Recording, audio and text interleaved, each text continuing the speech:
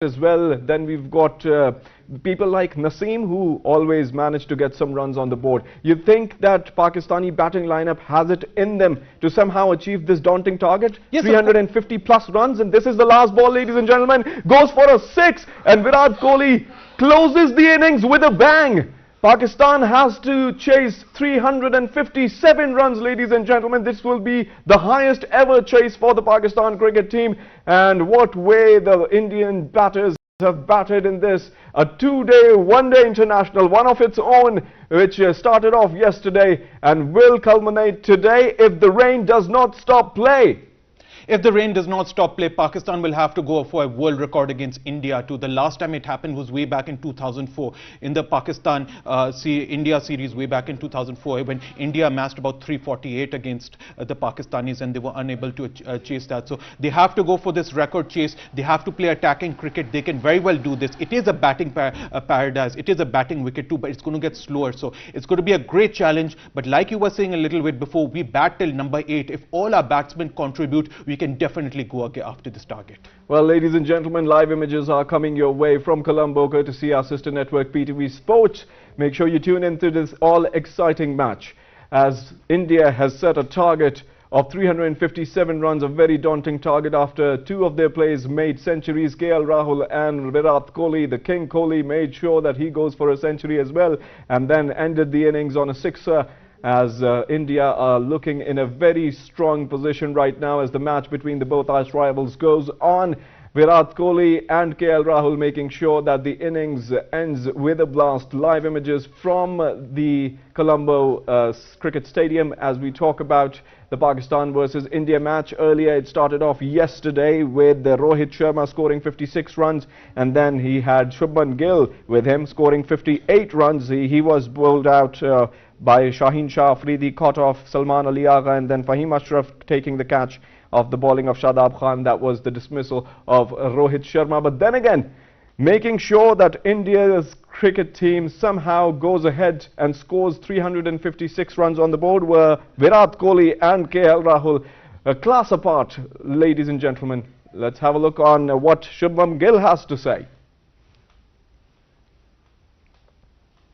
Well, the Super Fours, Ali, when we talk about the Super Fours, is this a very important match for Pakistan, or do you think that Pakistan still has it in them to somehow beat Sri Lanka if, God forbid, Pakistan loses this match, or it can be a draw either? 1 point each for Pakistan and India if goes on to rain again. Look, when it comes to the Super 4, Pakistan has already played one match. You know, they played extremely well against Bangladesh way back on Wednesday at Lahore's Gaddafi Stadium too, and they ended up with a net run rate of about plus 1.051, which is very good considering qualification scenario. But this will be a dent for them. But look, Pakistan, if you to qualify for the final, you need to win 2 out of 3. So Pakistan must go for this target. This must try their level best. But even if they aren't able to chase the target down, they have an opportunity against the Sri Lankans, but they must do their level best to play well today. Well, we might meet the Indians in the finals as well if we beat Sri Lanka, but then again, this game is still on, ladies and gentlemen. 357 runs on the board, that is required by Pakistan, as India has just scored 356 runs on the board. Two of their players, their main players, KL Rahul and Virat Kohli, scoring centuries. Rohit Sharma scoring half century and Shubman Gill also scoring a half century. It was all a batter's paradise in Colombo when we talk about the batting. And then again, Pakistani batsmen didn't really have a chance to bat for 2 days. And this is the time, Ali, when they're going to go on the crease for the very first time in 3 days.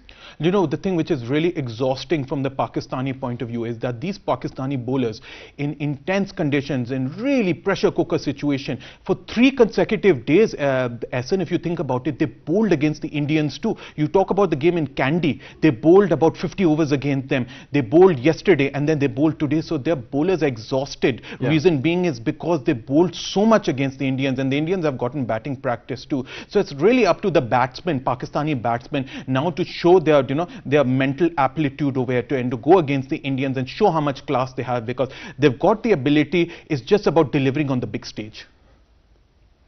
We've been joined by former first-class cricketer and our sports anchor Mohammad Awais with us. Awais, it was a batter's paradise in Colombo. Pakistani bowlers looked a little sloppy. Maybe they were tired of yesterday's innings as well. It is the second day of the ODI that we're witnessing, Pakistan versus India. Always a cracker, but this time around things look very difficult for the Pakistan team. It has to be a record chase of 357 runs. You think Pakistan can make it?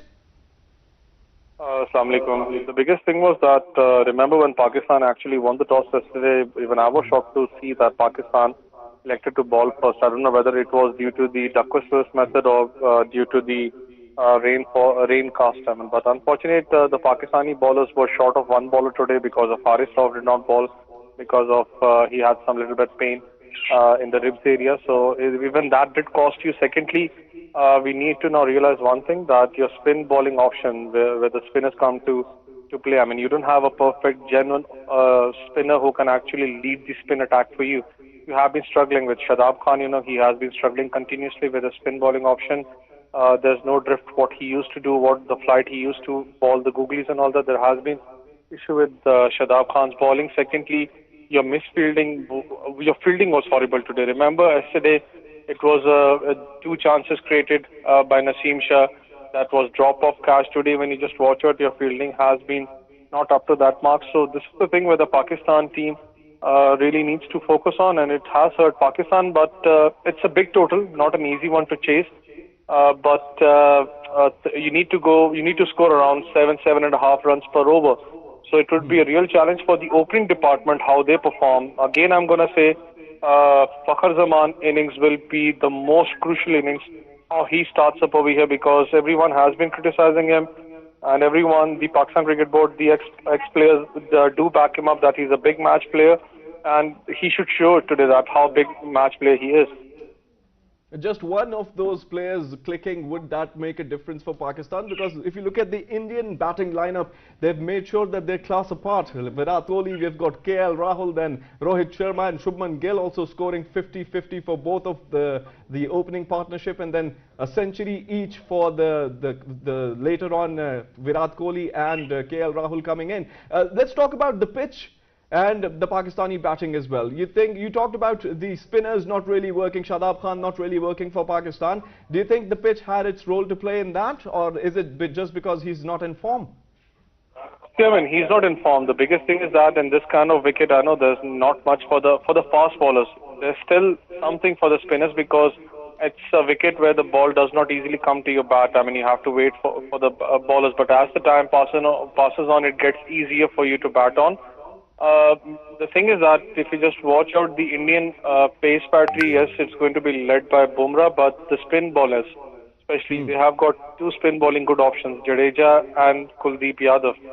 So they both are going to be challenging one for Pakistan, because remember, I have been saying that in the middle order, the Pakistani batsmen, they need to realize one thing, that it's just not you stop rotating the strikes. Rotating a strike would be a very crucial point over here. You need to keep your scorecard to go on, because it's 7 runs per over, and if if you're not able to rotate the strike, that means the pressure mounts on you. So it will be very important how your opening department in the start of the power play, how do they give a good start over here, because this wicket literally is going to be a good batting track for Pakistan.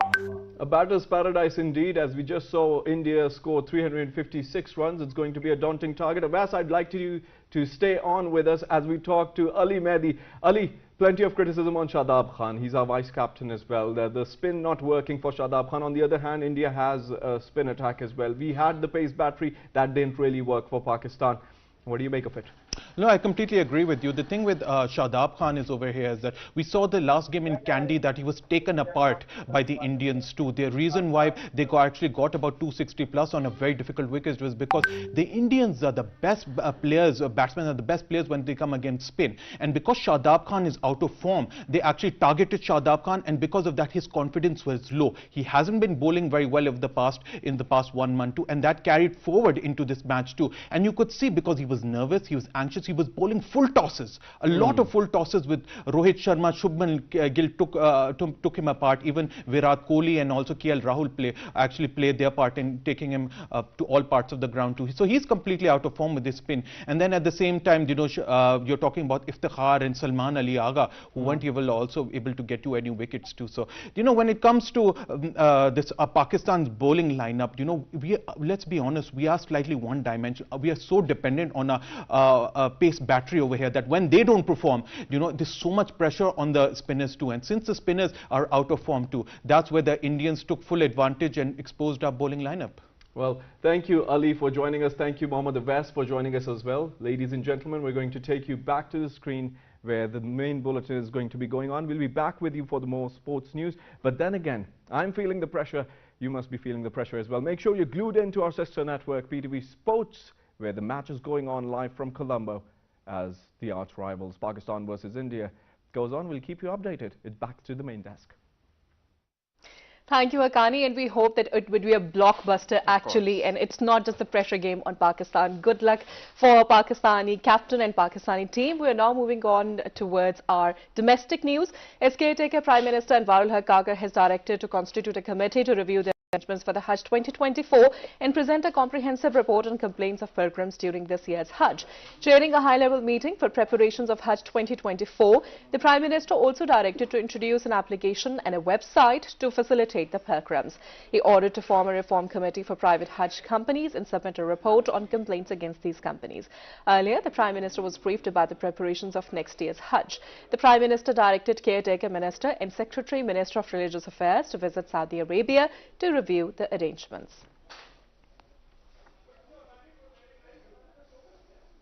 Caretaker Prime Minister Anwarul Haque Kakar has said that the government is prioritizing to uplift the backward areas at par with the developed parts of the country.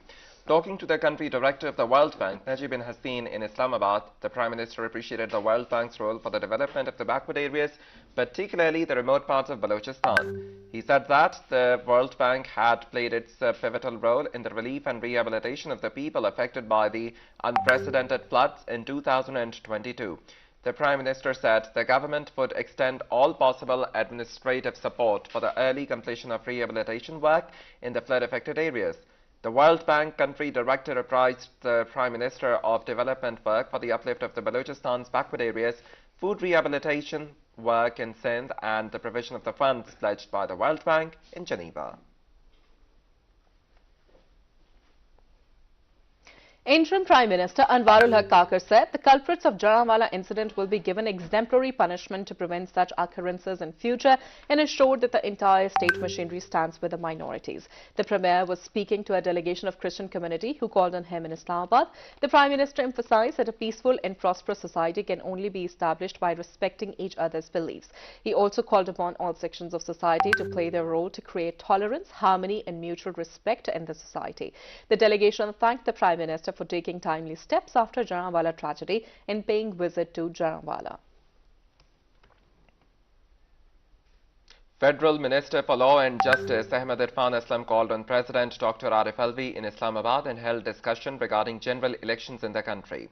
The meeting was in continuation of the ongoing consultations on the general elections. In his remarks, the President said, continuing the consultative process with good intentions will prove to be a positive step for the democracy in the country.